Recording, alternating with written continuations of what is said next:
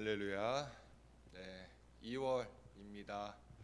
2월 한 달을 하나님께 온전히 맡기고자 이 자리에 나오신 여러분들 가운데 하나님의 은혜와 평강이 넘치시기를 예수님의 이름으로 축복합니다.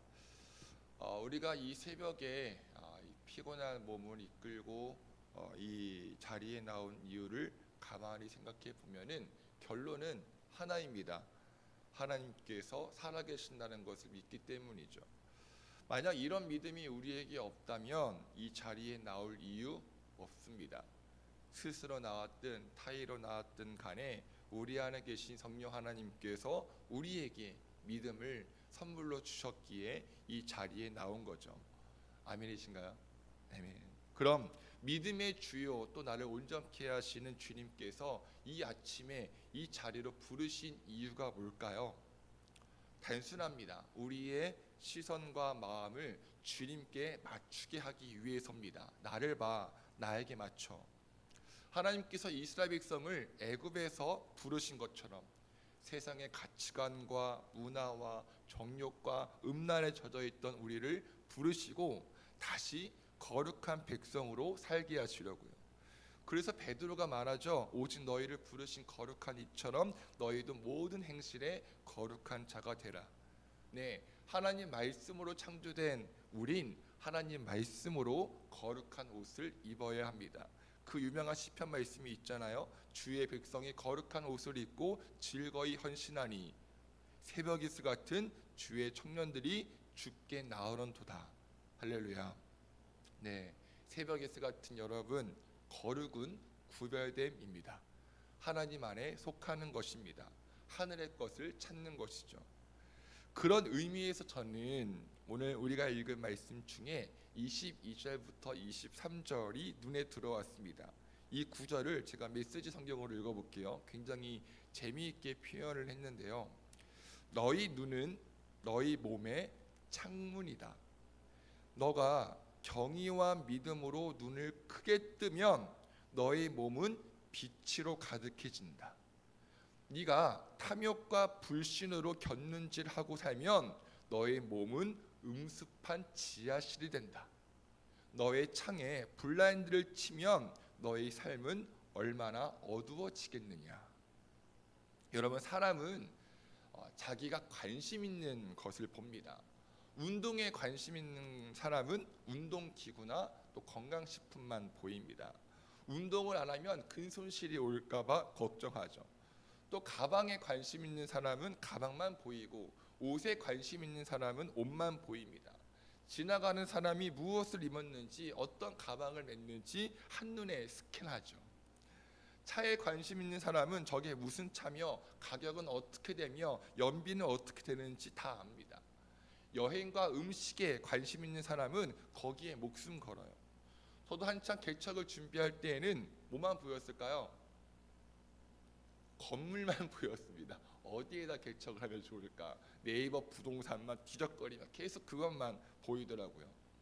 네, 이렇게 눈에 보이는 이유는 관심이 있기 때문입니다. 관심이 뭐죠? 마음이 끌리는 겁니다. 마음이 끌리는 것. 운동에 마음이 끌립니다. 가방과 옷에 마음이 끌려요. 차와 여행과 음식에 마음이 끌립니다. 그것이 나에게 너무나 소중해요. 그것이 나를 기쁘게 해야 하고 그것이 나를 행복하게 합니다. 그것이 나를 안심케 합니다. 우리는 자신에게 가치가 있는 것을 두 글자로 표현합니다. 뭘까요? 보물이요. 보물. 그래서 예수님께서 말씀하시죠. 21절. 네 보물이 있는 곳에 뭐가 있다고요? 마음이 있다. 너의 보물이 있는 곳에 너의 마음이 있다. 마음이 끌린다. 하지만 예수님께서는 바로 이걸 경계하라고 하십니다. 네가 가장 소중히 여기는 것에 마음 뺏기지 말라고요. 19절 보세요. 너는 너 자신을 위해 보물을 땅에 쌓아두지 말라고 합니다. 여러분, 쌓아둔다는 말이 뭐죠? 더 가지라고 한다는 거죠. 두 손 가득 모으는 겁니다. 왜요? 그것이 나에게 가장 귀하니까요. 그것을 가져야만 행복하고 안심이 되니까요. 그게 얼마만큼 있는지에 따라 내 가치가 달라진다고 생각하니까요. 그것이 나의 소망이니까요. 그걸 가지고 내 미래를 계획할 수 있으니까요. 이렇게 이 땅에 있는 것을 더 많이 소유하고 그 소유로 자신의 가치를 매기는 것을 주님께서 경계하라고 말씀하시면서 뭐라고 하시죠? 20절, 너희를 위하여 보물을 하늘에 쌓아두라. 네, 고개를 쳐박고 이 땅의 보물만 바라보고 있던 우리에게 눈을 들어 하늘을 바라보라고 하십니다. 천국을 바라보라고 하세요. 이건 뭘 말해요? 우리의 가치는 이 땅에서 얼만큼 소유하고 있는지에 따라 달라지는 것이 아니라 하나님께서 나를 만드신 그 존재 자체에 있다는 것이죠. 그러니 너의 마음을 보물에 두지 말고 하늘에 두라고 말씀하십니다. 그런데 우린 이렇게 생각합니다. 목사님, 하나님도 섬기고 돈도 많으면 좋겠어요. 님도 보고 뽕도 따면 좋잖아요. 네, 저도 여러분들이 돈 많았으면 좋겠습니다. 진심이에요. 정말 진심입니다. 저는 정말 여러분들이 물질 때문에 힘들어하지 않기를 늘 축복하며 기도합니다. 저도 한 가정의 가장으로서 물질 때문에 걱정 안 했으면 좋겠어요. 하지만 이 말씀, 오늘 이 말씀은 돈을 다 벌어라, 전 재산을 교회에 갖다 바쳐라, 사회에 환원해라 라는 말이 아니잖아요. 지금 주님께서는 우리의 마음의 중심을 향해 소리치시는 겁니다. 지금 너의 관심은 무엇이냐? 지금 너는 무엇을 바라보고 있느냐? 지금 너는 무엇을 사랑하고 있느냐? 지금 너는 무엇을 의지하고 있느냐? 지금 너의 삶을 지배하고 있는 것은 무엇이냐? 지금 너를 안심케 하고 있는 것은 무엇이냐? 그것이 돈이라면, 그것이 어떤 보물이라면, 그것이 어떤 사람이라면 그것이 너의 주인이다. 그게 너의 주인이다. 여러분, 제가 헌금 설교를 잘 안 하는데요. 왜 안 할까요? 시험 든대요. 근데 웃기지 않아요? 헌금 이야기만 하면 시험 든다는 자체가 너무 웃겨요. 근데 시험 드는 사람들 대부분은 누군지 아세요? 헌금 안 하는 사람들이거든요. 자기가 주인 삼고 있는 것을, 가치 있게 여기는 것을 하나님께 드리기 싫거든요. 결국 온갖 핑계를 대며 자신의 물질을 주머니 속에 더 꽁꽁 숨깁니다. 그러한 자에게 주님께서 말씀하세요. 24절, 한 사람이 두 주인을 섬기지 못할 것이니 혹 이를 미워하고 저를 사랑하거나 혹 이를 중히 여기고 저를 경히 여김이라. 너희가 하나님과 재물을 겸하여 섬기지 못하느니라. 하나님의 유일한 라이벌은 돈인데, 돈과 하나님 둘 중에 하나를 너의 주인으로 선택하라는 것이죠. 그것을 매주 선택하는 과정과 결과가 헌금이에요. 내게 주신 보물의 10분의 1을 주님께 드리는 것이 하나님이 나의 주인이심을 인정하는 믿음의 고백이고요. 여러분, 시험 들지 마세요. 그런데 예수님께서도 이 말씀을 하신 다음에 좀 불편하셨나 봐요. 저같이 트리플 A형이신가 모르겠네요. 25절부터 보시면 아무 걱정하지 말라고, 내가 너희를 돌보고 있다고 말씀하세요. 공중의 새도 씨를 뿌리지 않고 거두지도 않고 곳간에 모으지 않아도 하나님께서 새들을 먹이시는데 하물며 너희는 새보다 더 귀하지 않느냐? 오늘 있다가 내일 아궁이에 던져지는 들풀도 하나님이 입히시는데 하물며 너희를 그냥 두시겠냐? 그냥 버리시겠냐? 라고 말씀하신다고요. 그럼 하나님과 재물을 겸하여 섬길 수 없다는 이 설교를 하신 뒤에 이 말씀을 하신 이유가 뭐겠어요? 예수님도 아시거든요. 이 세상은 돈이 없으면 살아갈 수 없다는 것을요. 돈이 있어야 의식주가 해결되잖아요. 돈이 있어야 풍성한 삶을 살 수 있잖아요. 그런데 메시지 성경을 보니까 말씀 안에 숨겨진 이 주님 마음을 좀 알겠더라고요. 제가 읽어볼게요. 5장 25절부터 34절까지입니다. 잘 들어보세요. 너희가 하나님께만 예배하는 삶을 살기로 결심하면 식사할 때에 식탁에 무엇이 오르고 옷장에 있는 옷들이 유행에 맞는지 따위로 안달하며 설치지 않게 된다. 너희 삶은 뱃속에 넣은 음식이 전부가 아니며 너희의 겉모습도 몸에 걸치는 옷이 전부가 아니다. 새들을 보아라. 얽매일 것 없이 자유롭고 업무에 속박되지 않으며 하나님이 돌보시니 염려가 없다.